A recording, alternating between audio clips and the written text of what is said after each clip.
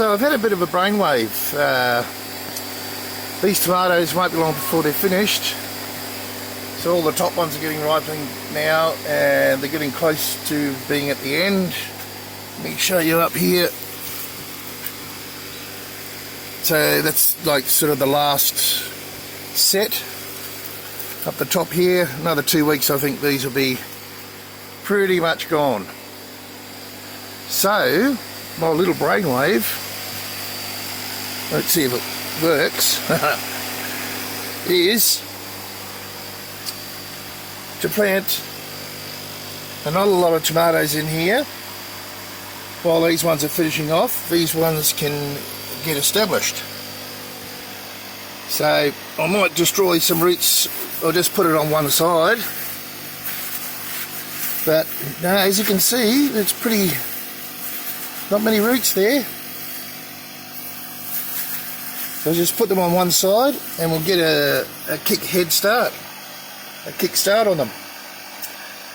So let's get one in and see what it looks like. Alright, so we'll just use this trowel, get down nice and deep.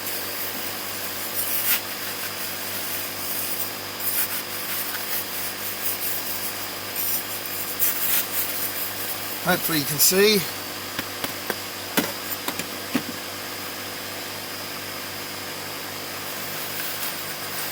Really want to get down as deep as I can.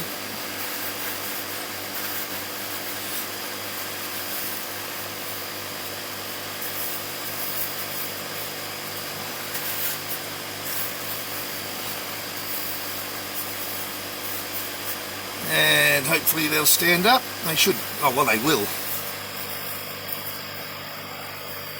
And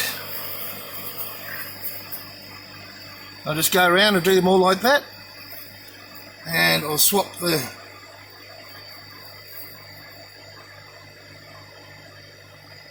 I'm going to clean these out every now and then. There's a slug in there.